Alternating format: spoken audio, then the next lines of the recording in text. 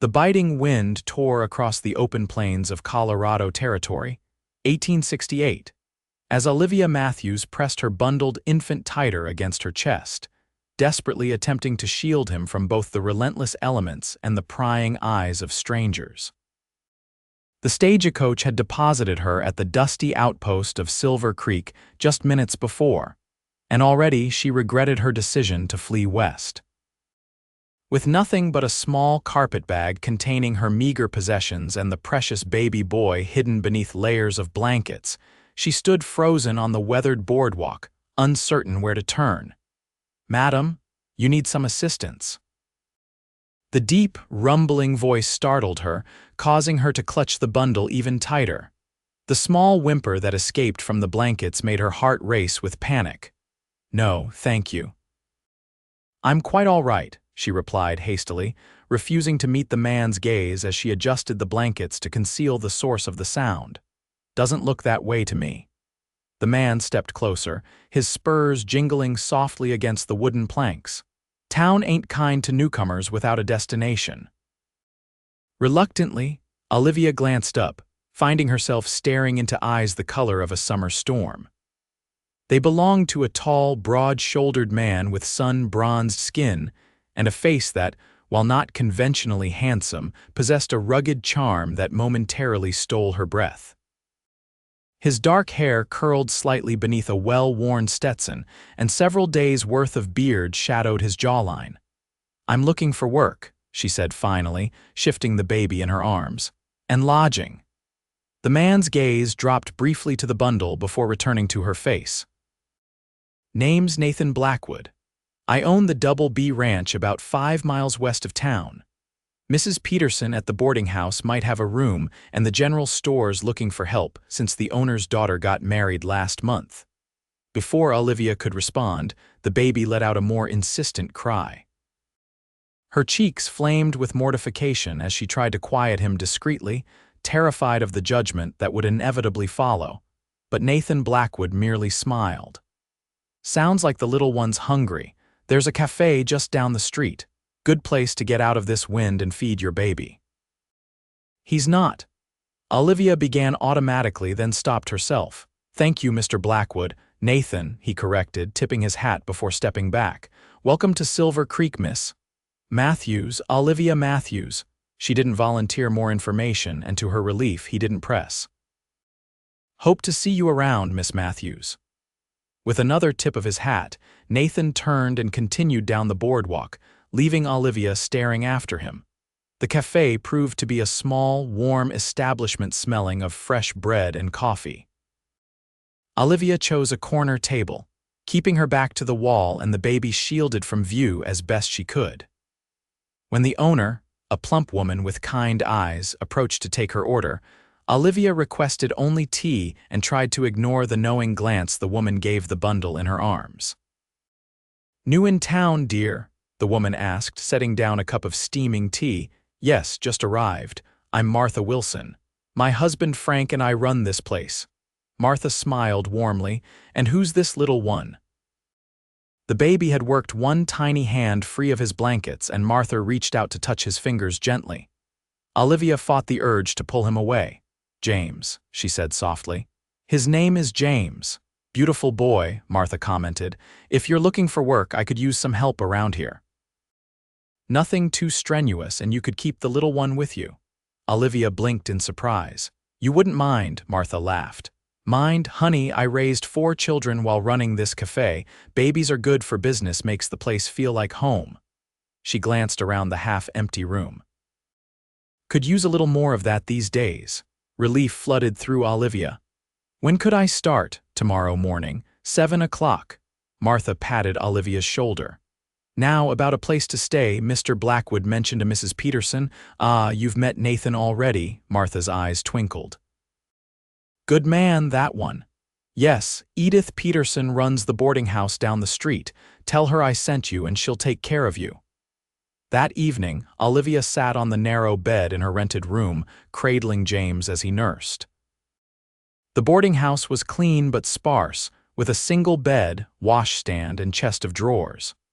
Mrs. Peterson had provided a wooden crate lined with blankets for the baby to sleep in, placed it beside the bed without comment or judgment. "What have I done, bringing you to this place?" Olivia whispered to her son, stroking his downy head. "But we'll make a new start here. No one will ever know our shame." Back in Boston, the whispers had followed her everywhere. The unmarried schoolteacher with a swelling belly, dismissed from her position, disowned by her parents. The father of her child had vanished upon learning of her condition, leaving her to face the consequences alone. The advertisement seeking teachers in Western territories had seemed like divine providence, but she'd waited too long to reply. By the time she'd received a response, James had already been born, and no school would hire a single mother. With her remaining savings, she'd purchased passage west anyway, hoping to reinvent herself. Now, here she was, a waitress instead of a teacher, with nothing but uncertainty ahead. "We'll survive," she promised James as she laid him in his makeshift cradle. "Somehow, we'll survive." The following weeks established a routine. Olivia worked at the cafe from morning until mid-afternoon, keeping James swaddled in a basket behind the counter. Martha proved to be a godsend, often taking the baby when Olivia needed both hands free. Most customers pretended not to notice the infant, though Olivia caught the occasional disapproving glance or whispered comment. She told everyone who asked that she was a widow, her husband having died in a mining accident before James was born. The lie tasted bitter on her tongue, but it was better than the truth. Nathan Blackwood appeared at the cafe every Saturday morning without fail, ordering the same breakfast of eggs, bacon, and cornbread. He always greeted Olivia warmly, asking after the little cowpoke, as he called James. Olivia found herself looking forward to these encounters more than she cared to admit, even as she reminded herself that a man like Nathan, respectable, established, kind, would want nothing to do with her if he knew the truth. On a crisp October morning, as Olivia served Nathan his usual breakfast, he surprised her with a question. "Miss Matthews, I was wondering if you might consider a different employment opportunity." Olivia froze, coffee pot in hand. "I'm quite satisfied with my position here, Mr. Blackwood." "Nathan," he corrected automatically. "And I'm glad to hear it, but my housekeeper, Mrs. Gunderson, is returning to Minnesota to care for her ailing sister. I find myself in need of someone to cook, clean, and generally keep things running at the ranch house." "I see." Olivia hesitated, uncertain how to respond. "The pay would be better than what Martha can offer," Nathan continued. "And there'd be a small cabin for you and James, more space than you have at the boarding house, I'd wager. My foreman and his wife live nearby, so you wouldn't be alone out there." The offer was tempting. The boarding house room was cramped and James was growing rapidly. Soon he would need more space to crawl and eventually walk. "I would need to think about it," she said finally. Nathan nodded. "Of course, Mrs. Gunderson leaves at the end of the month, so you have some time to decide." That night, Olivia weighed her options carefully. The ranch would provide more privacy and space, but it would also isolate her from the town and the fragile beginnings of community she'd established. And working directly for Nathan Blackwood meant more opportunities for him to discover her secrets. Yet when she imagined the small cabin Nathan had described, with room for James to grow and play, away from judging eyes, the decision seemed clearer. 2 days later, she accepted his offer. Martha was disappointed but understanding. "The double BTK's a good place," she assured Olivia. "Nathan runs a clean operation, treats his people fair, not like some of the other ranchers around these parts." The morning Olivia and James were to leave for the ranch, Nathan arrived with a wagon to transport them and their few belongings. He handled her carpet bag and the small trunk she'd acquired since arriving in Silver Creek with care, then offered his hand to help her and James onto the wagon seat. "It's not a fancy conveyance," he apologized, settling beside her. "It's perfectly adequate," Olivia replied, adjusting James on her lap. At 4 months old, he was becoming more alert and interactive, his blue eyes the same shade as Olivia's, tracking movement with increasing focus. As they left town behind, the vast expanse of prairie stretched before them, golden grasses swaying in the autumn breeze. Mountains loomed in the distance, their peaks already dusted with early snow. "It's beautiful," Olivia murmured, almost to herself. Nathan glanced at her, a smile playing at the corners of his mouth. "Wait until you see it in spring when the wildflowers bloom. Whole plains turn into a carpet of colors." The journey took just under an hour, during which Nathan pointed out landmarks and boundaries of his property. The Double B comprised several thousand acres, he explained, running cattle and horses with some cropland as well. "My father started with nothing but 100 acres and a dozen head of cattle," he told her. "Built it up over 30 years before he passed. Been trying to do right by his legacy ever since." "How long have you been running it alone?" Olivia asked. A shadow crossed Nathan's face. 5 years now. Lost my father to pneumonia in '63 while I was serving with the Union Army. By the time I made it home, my mother had followed him. Doctors said it was her heart, but I think it was grief that took her." "I'm sorry," Olivia said softly. Nathan shrugged.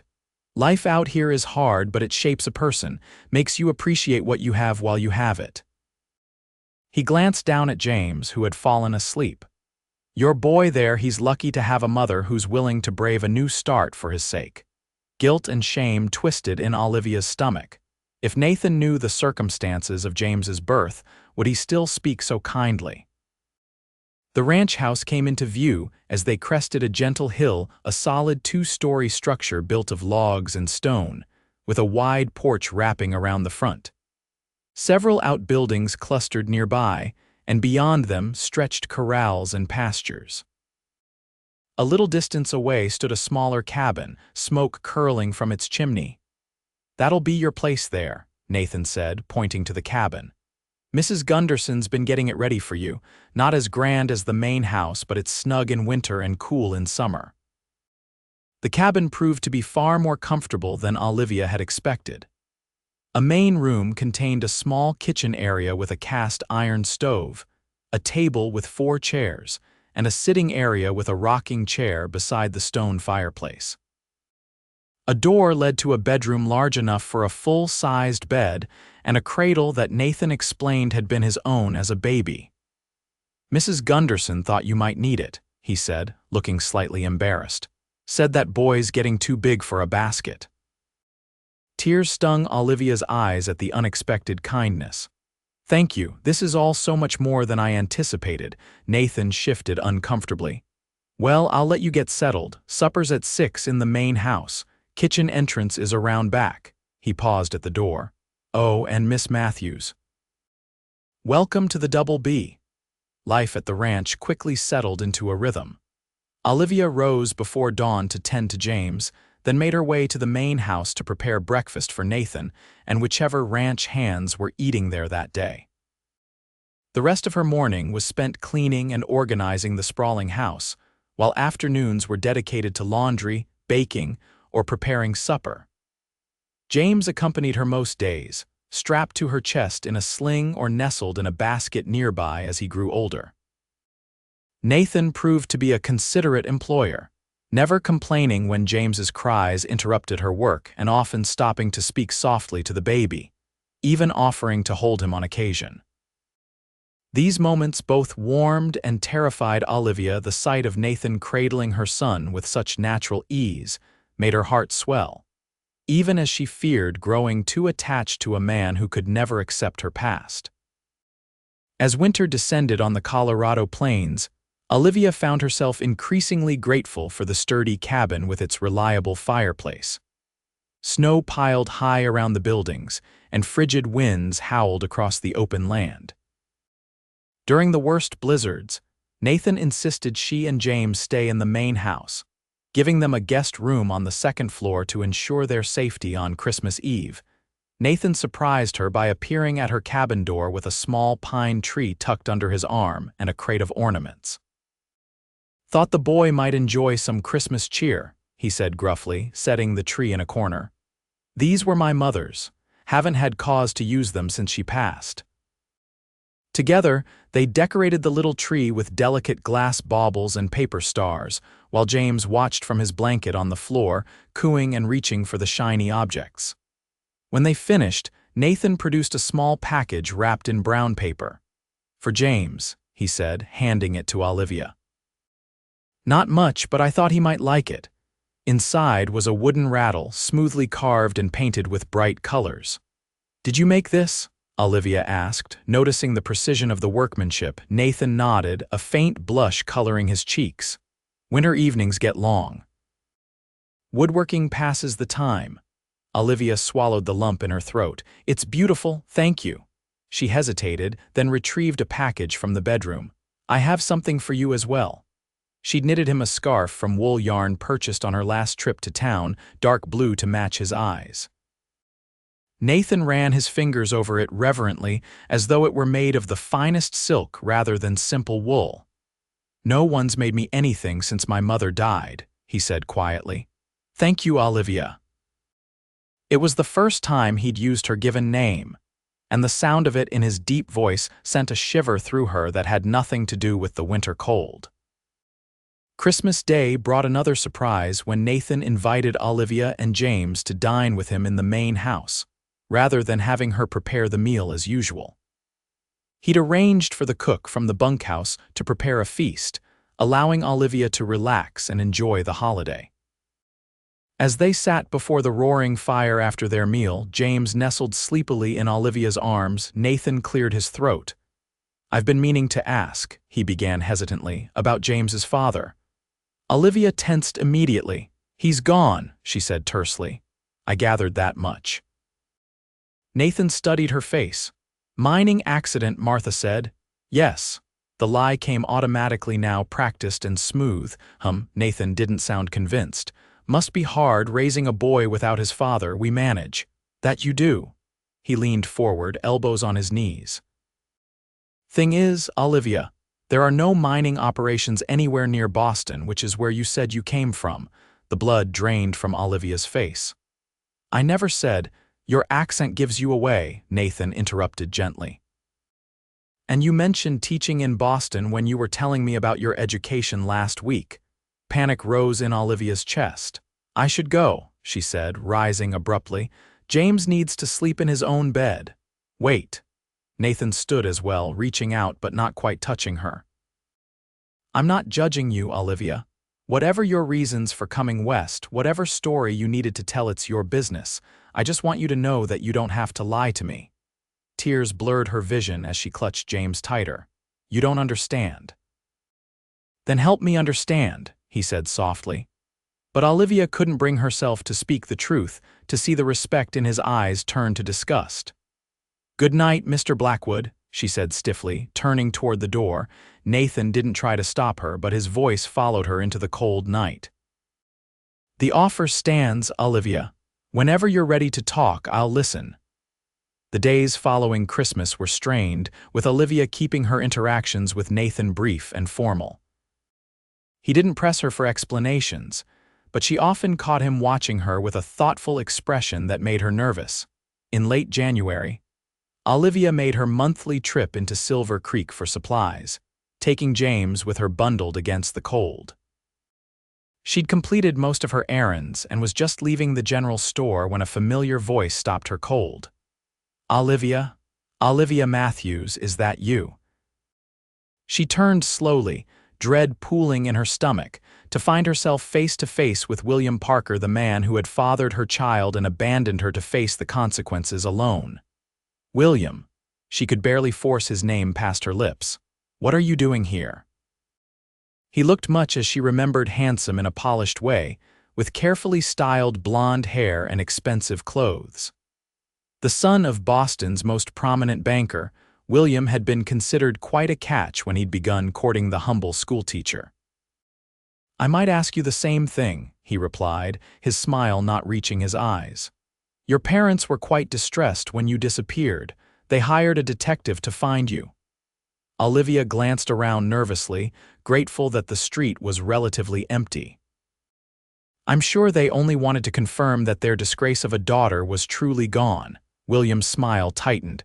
Well, they'll be relieved to know you're alive at least. His gaze dropped to the bundle in her arms. Is that?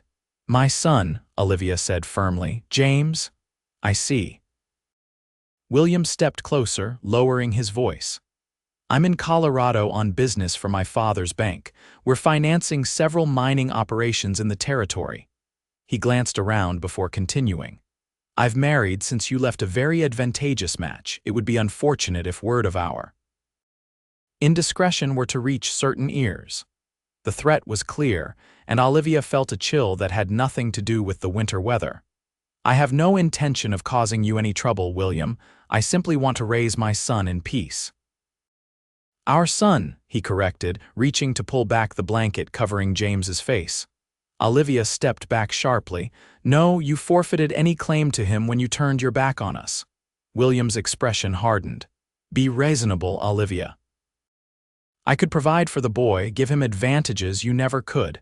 My wife and I have been unable to conceive she would welcome a child. Horror flooded through Olivia as his meaning became clear.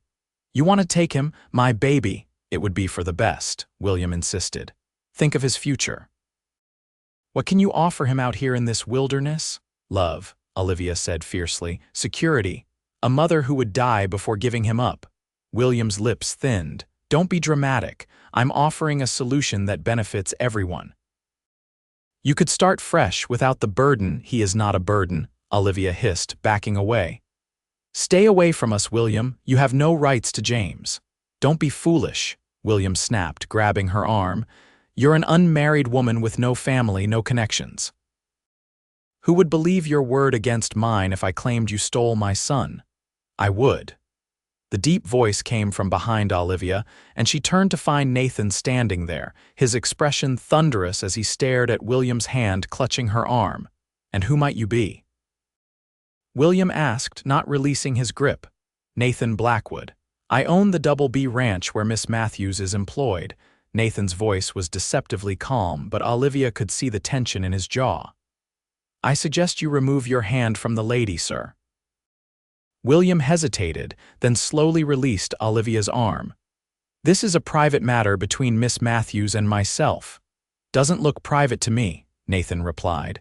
Looks like you're harassing a woman and her child in the middle of the street. You don't understand the situation, William insisted, his confident demeanor slipping slightly in the face of Nathan's imposing presence. I understand enough. Nathan stepped closer to Olivia, placing a protective hand on her shoulder. Miss Matthews has made her wishes clear. I suggest you respect them. For a moment, William looked as though he might argue further, but something in Nathan's steady gaze seemed to change his mind. We'll discuss this another time, Olivia, he said finally, tipping his hat before walking away. Olivia's legs nearly gave out beneath her, and Nathan's arm slipped around her waist to support her. Easy now, he murmured. Let's get you both somewhere warm. He guided her to Martha's cafe, where he settled her at a corner table and ordered hot tea while James, startled by the commotion, began to cry. Olivia tried to soothe him with trembling hands. Here, let me, Nathan offered, holding out his arms. Too shaken to protest, Olivia allowed him to take the baby. Nathan held James against his chest, one large hand supporting his head, the other patting his back gently. To Olivia's amazement, James quieted almost immediately. Has a way with him, doesn't he? Martha commented as she set down the tea. That your natural talent showing, Nathan Blackwood? Nathan smiled slightly but didn't respond to Martha's teasing. Once she'd moved away, he fixed Olivia with a serious gaze. That man, he said quietly, he's James's father. It wasn't a question, but Olivia nodded anyway, her hands wrapped around the warm teacup. Yes, and there was no mining accident. No, Olivia took a deep breath. I was a schoolteacher in Boston. William Parker is the son of a prominent banker. We became involved. When I discovered I was with child, he wanted nothing to do with me. His family had arranged an advantageous marriage for him, and a scandal would have ruined everything. Nathan's expression remained neutral as she continued. My parents disowned me when they learned of my condition. I lost my teaching position. I had some savings, and I decided to go west, where no one would know my shame. She glanced up at Nathan, waiting for the disgust to appear in his eyes. I invented the story of being a widow because I knew no respectable household would employ an unwed mother. To her surprise, Nathan's expression softened. You did what you had to do to protect your child. There's no shame in that. Tears welled in Olivia's eyes. He wants to take James, she whispered. He and his wife can't have children, and he thinks he can simply claim my baby.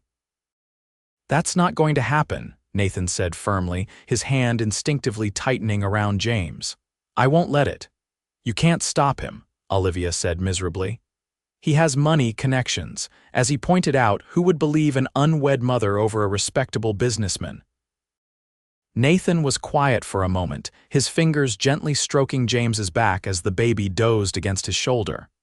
There might be a way, he said finally, but it would require a great deal of trust on your part. What do you mean, marry me? Nathan said simply. Olivia stared at him, certain she'd misheard. What, marry me? He repeated. A child born or conceived before marriage becomes legitimate when his mother marries, even if the husband isn't the natural father. If we were married, James would legally be my son. Parker would have no claim. But why would you do such a thing? Olivia asked, bewildered. Nathan looked down at James, a tender expression crossing his face. I've grown fond of this little fellow and of his mother. He met her eyes. It wouldn't have to be a real marriage, Olivia. We could continue as we have been, only you and James would have my name and protection. I can't ask you to sacrifice your future for us, Olivia protested. You didn't ask, I offered. Nathan shifted James to his other shoulder. And it's no sacrifice, I've been alone a long time. Having you and James at the ranch these past months has made it feel like a home again. Olivia's mind raced. The proposal was wildly improper, utterly unexpected, and possibly her only hope of keeping James safe. People will talk, she said weakly. Nathan shrugged. People always talk. Let them. We'll know the truth. And what is the truth, Nathan? Olivia asked softly. Why would you do this for us? His eyes met hers, steady and sincere. Because every child deserves a father who's proud to claim him, because you deserve better than the hand life has dealt you so far, and because.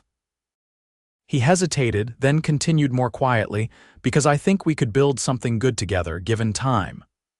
Olivia studied his face, searching for any sign of pity or obligation, but found only warmth and honesty. I don't know what to say. Say yes, Nathan replied simply.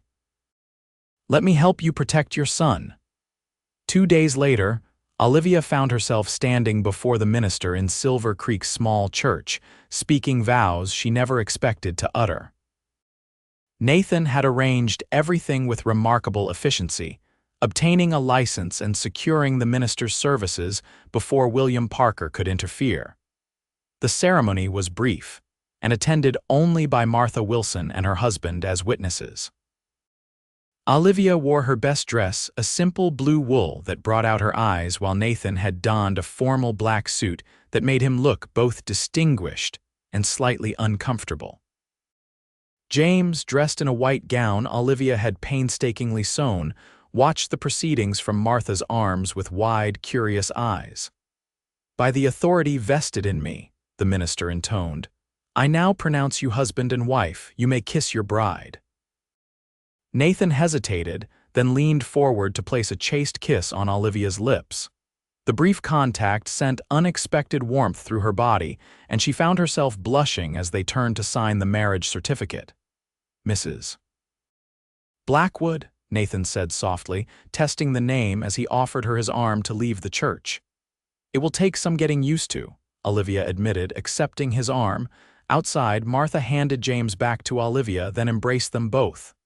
I'm happy for you, she said sincerely. Nathan's a good man. The best, Olivia agreed, meeting her new husband's eyes over Martha's shoulder. As they prepared to board the wagon for the return journey to the ranch, a familiar figure appeared at the end of the street. William Parker stood watching them, his expression thunderous as he took in the scene: Olivia in her best dress, Nathan in his suit, and the unmistakable conclusion of what had just occurred. Nathan noticed him too and made a swift decision. Stepping forward, he gently took James from Olivia's arms, holding the baby high for all to see. "My son," he announced loudly enough for William to hear, pride evident in his voice as he cradled James against his chest. "My wife and my son." William's face darkened further, but he made no move to approach them. After a long moment, he turned and walked away, defeated. Tears stung Olivia's eyes as she watched Nathan with James, the tenderness in his large hands as he held the baby, the fierce protectiveness in his expression. This man had just claimed her child as his own, had given James his name and protection, asking nothing in return. "Thank you," she whispered as Nathan helped her into the wagon, James now securely back in her arms. Nathan's hand lingered on hers. "No thanks needed between family," he said simply. The return to the ranch brought immediate changes. Nathan insisted that Olivia and James move into the main house, giving them a suite of rooms on the second floor that included a bedroom for each of them and a small sitting room. He himself took a bedroom at the opposite end of the hall, maintaining the respectful distance he'd promised. "You're my wife now," he explained when Olivia protested that she could continue living in the cabin. "The men need to see that I treat you as such, or the gossip will never end." The ranch hands accepted the sudden marriage with varying degrees of surprise and curiosity, but Nathan's clear devotion to James quickly silenced any potential rumors. He took to fatherhood with natural ease, spending time with the baby each evening, fashioning toys for him, and speaking to him in the same serious tone he used with adults. "He's explaining cattle breeding to him," Olivia told Martha with amused exasperation during a visit to town several weeks after the wedding. "As if a 6-month-old could possibly understand the merits of Herefords versus Longhorns," Martha laughed. "Nathan's always been thorough in his teaching." "You should hear him with the new ranch hands," her expression softened. "He loves that boy, Olivia, and not just for show." "I know," Olivia admitted, watching as Nathan, seated across the cafe with James on his knee, pointed out different objects to the baby. "It's more than I ever dared hope for." "And what about his feelings for the boy's mother?" Martha asked shrewdly. Olivia felt heat rise to her cheeks. "Our arrangement is complicated." "Doesn't look complicated to me," Martha replied, nodding toward Nathan, who had glanced up to meet Olivia's gaze with a warm smile. "That man's in love with you, whether he's admitted it to himself yet or not." The thought both thrilled and terrified Olivia. In the weeks since their marriage, she'd found herself increasingly drawn to Nathan's quiet strength, his unfailing kindness, and the rare but wonderful sound of his laughter. They'd settled into a comfortable routine, taking meals together, sharing the care of James, and spending evenings by the fire discussing books, ranching, or Olivia's former life as a teacher. Yet despite their growing closeness, Nathan had been true to his word about not expecting a real marriage. He never entered her bedroom, never presumed upon his rights as a husband, and though there had been moments when his gaze lingered on her or when their hands touched longer than necessary, he had made no move to deepen their relationship. Olivia wasn't sure whether to be grateful or disappointed. Spring arrived on the Colorado plains in a riot of wildflowers, just as Nathan had promised. James, now crawling with determined energy, delighted in the new world opening up around him. Nathan built a small, fenced area beside the house where the baby could safely explore the grass and flowers under Olivia's watchful eye. "He's growing so fast," Nathan commented one evening as they sat on the porch, watching James pull himself up on the railing, his little legs wobbling with the effort. "Soon he'll be walking. And talking," Olivia added.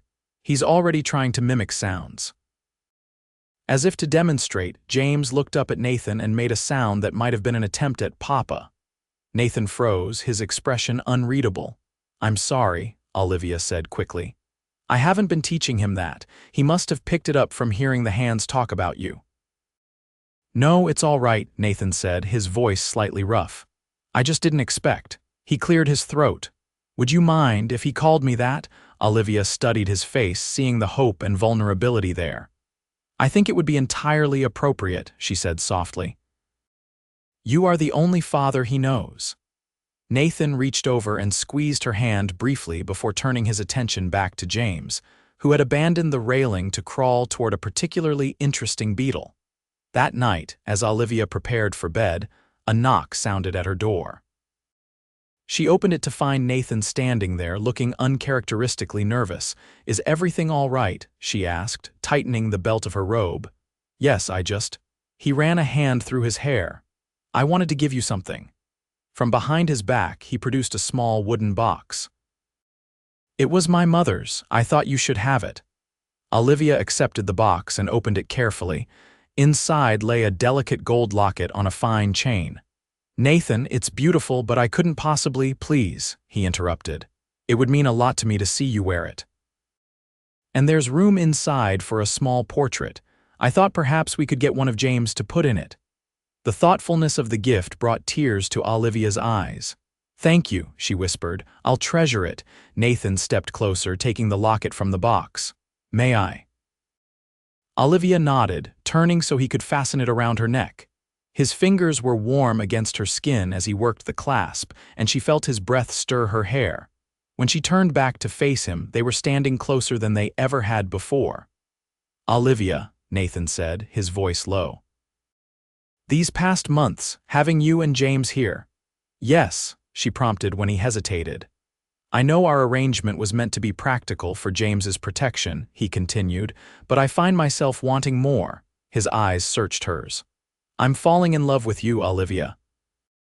I think perhaps I have been since that first day I saw you on the boardwalk, trying so hard to be brave for your son. Olivia's heart pounded in her chest. Nathan, you don't have to say anything, he assured her quickly. I don't expect you to return my feelings. I just wanted you to know that for me, this marriage has become very real. Before she could respond, he stepped back. Good night, Olivia. After he left, Olivia sat on the edge of her bed, fingering the locket at her throat. The revelation of Nathan's feelings had shaken her, not because they were unwelcome, but because they so perfectly mirrored her own. Somewhere between his kindness to James and his unwavering support of her, she had fallen deeply in love with her husband, but doubt still plagued her. Did Nathan truly love her, or was he simply embracing the role of husband and father that circumstance had thrust upon him? And could she trust this happiness after all she'd endured? The answer came unexpectedly a week later when William Parker appeared at the ranch. Olivia was in the garden with James when she heard the sound of an approaching carriage. Looking up, she felt her blood run cold at the sight of William climbing down, dressed impeccably in a city suit that looked ridiculously out of place against the rugged backdrop of the ranch. Olivia, he called, approaching the garden gate. We need to talk. Instinctively, Olivia gathered James into her arms, holding him protectively against her chest. There's nothing to discuss, William. I'm married now. James is legally Nathan's son. William's expression hardened. A convenient arrangement, I'm sure, but blood is blood, Olivia. That boy is a Parker, and my father is determined to have his grandson raised in the family. Your father knows. Olivia felt faint at the thought of the powerful banker's involvement. Of course he knows. Why do you think I'm here in this God-forsaken territory? He sent me to find you. William's smile was cold. We're prepared to be generous. Name your price for the boy. Get off my land. The voice came from behind William, and Olivia had never been so relieved to see Nathan striding toward them, his expression thunderous. Two ranch hands flanked him, their hands resting meaningfully on their holsters. William turned, his composure slipping slightly. Mr. Blackwood, I presume. This is a family matter that doesn't concern you. Considering it involves my wife and son, I'd say it concerns me greatly. Nathan moved to stand beside Olivia, his hand coming to rest protectively on James's back. You're trespassing, Mr. Parker. I suggest you leave before my men escort you off the property. William's face flushed with anger. You have no idea who you're dealing with. My father can buy and sell this entire territory. One word from him, and your precious ranch could be foreclosed upon. Your threats don't impress me, Nathan replied calmly. And you should know that I've already consulted with a judge in Denver about this matter. James is my legal son in every way that matters. No court in the territory would side with you, a man who abandoned his pregnant lover and now suddenly claims paternal interest. Olivia stared at Nathan in surprise. He'd never mentioned consulting a judge. William's confidence visibly wavered. This isn't over, he said finally, backing toward his carriage. My father doesn't give up easily. Neither do I, Nathan replied, especially when it comes to protecting my family. After William departed, Olivia turned to Nathan. You spoke to a judge? Nathan nodded, his expression grim. The day after we married, I wanted to be certain our position was legally sound. He looked down at James, who was contentedly playing with a button on Nathan's shirt, oblivious to the confrontation. I won't let anyone take him from us, Olivia, I swear it. The fierce protectiveness in his voice broke something open inside her. I love you, she blurted out, then blushed furiously at her own boldness. Nathan stared at her for a moment, then a slow smile spread across his face. Say that again, he requested softly. I love you, Olivia repeated, more steadily this time. Not because of what you've done for us, though I'm eternally grateful for that. I love you for who you are, your kindness, your strength, your integrity. I love the way you look at James, the way you make me feel safe and valued. I love you, Nathan Blackwood. Nathan's free arm came around her waist, drawing her and James both against his chest.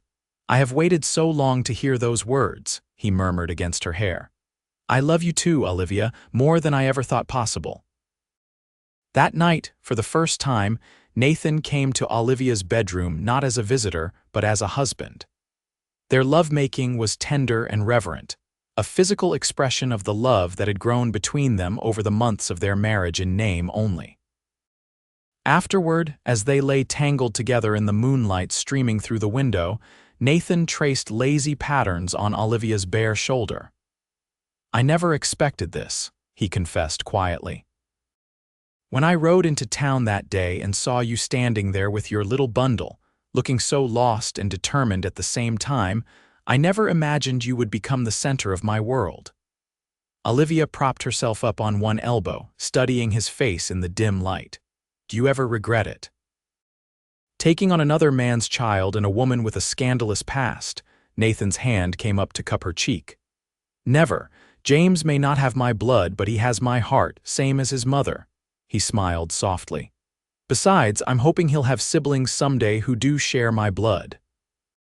The thought of more children born of their love filled Olivia with joy. I'd like that very much, she whispered, leaning down to kiss him.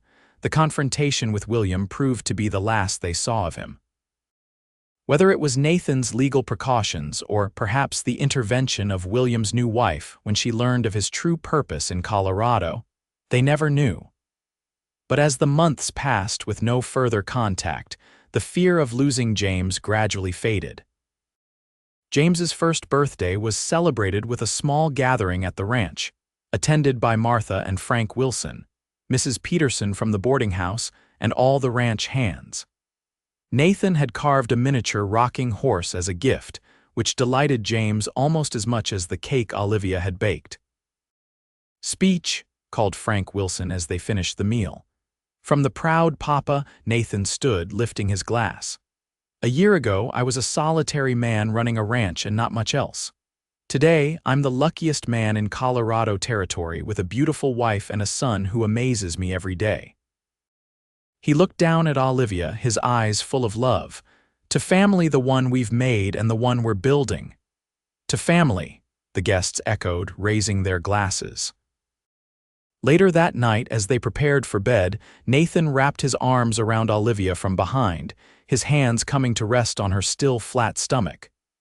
"Do you think we might have news to share soon?" he asked hopefully. Olivia turned in his embrace, smiling up at him. As a matter of fact, I believe we already do. Nathan's eyes widened. You mean? I'm fairly certain, Olivia confirmed. Dr. Miller can verify when he visits next week, but all the signs are there.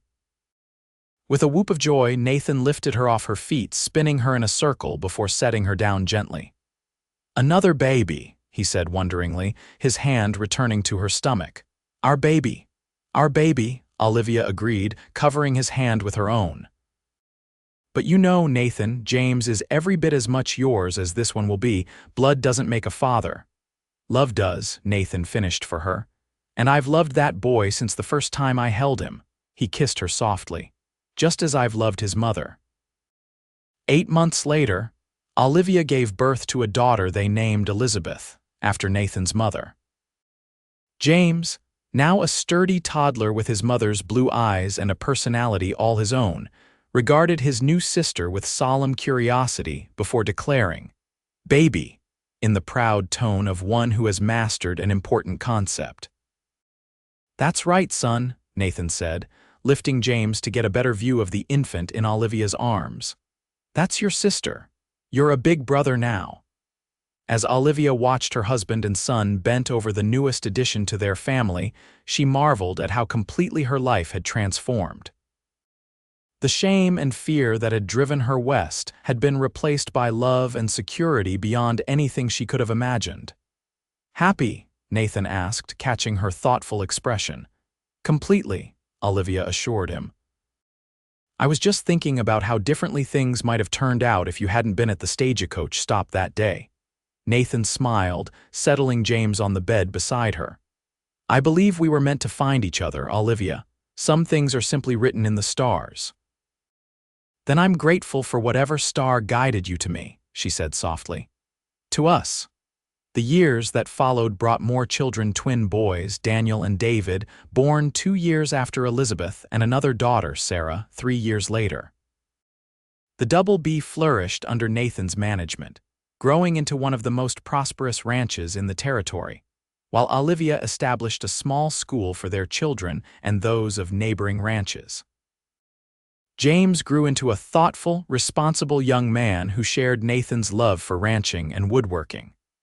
By the time he was 12, no one questioned his place as Nathan Blackwood's eldest son and heir apparent to the Double B.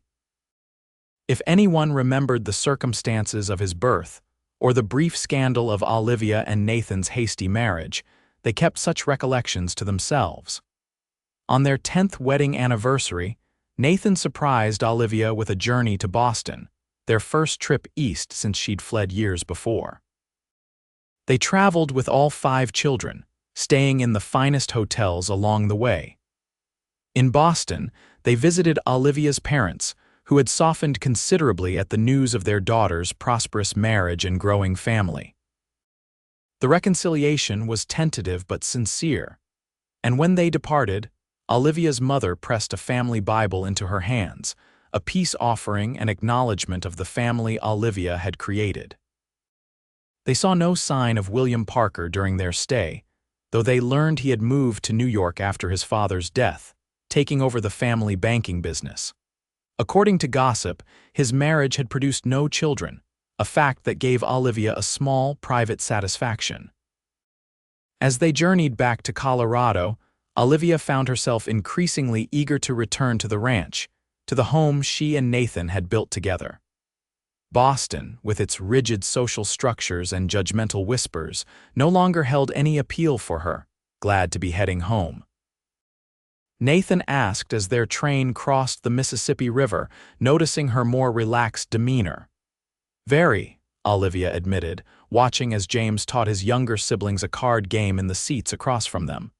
"The East no longer feels like home to me." Nathan squeezed her hand. "You know, when I first saw you in Silver Creek, trying so hard to hide that precious bundle, I never imagined how completely you would transform my life." His voice dropped to ensure only she could hear. "I remember the day you finally trusted me enough to let me hold him. How right it felt, having that little boy in my arms. I knew then that I wanted to be his father, even if I hadn't yet admitted to myself that I wanted to be your husband in more than name." Olivia leaned against his shoulder, watching their children James, now 15 and tall like Nathan, Elizabeth, a feminine version of her father with her dark hair and storm-gray eyes, the twins with their boundless energy, and little Sarah, not yet 3, dozing in James's protective embrace. "Do you ever regret it?" she asked softly. Taking on another man's child, Nathan's arm tightened around her shoulders. "Olivia Blackwood, in 15 years of knowing you, I have never once considered James another man's child. From the moment I held him up and claimed him as my own, he has been my son in every way that matters." He pressed a kiss to her temple.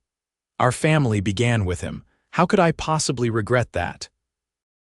As the train carried them west toward home, Olivia reflected on the journey that had brought her here, from a disgraced schoolteacher fleeing scandal to a beloved wife and mother, respected in her community and at peace with her past.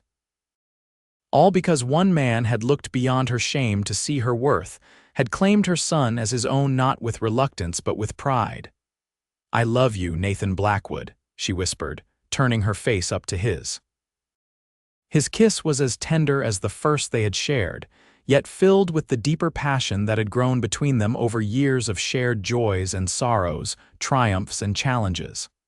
"And I love you," he replied, "now and always." From across the aisle, James caught his mother's eye and smiled a smile so like Nathan's that no one would ever question his parentage. In that moment, Olivia knew with absolute certainty that the family they had created together was exactly as it was meant to be. The shame that had once defined her existence had been transformed into a love story more beautiful than she could have imagined, a story that began the day a kind-hearted cowboy refused to let her hide her baby, and instead held him up proudly as his own.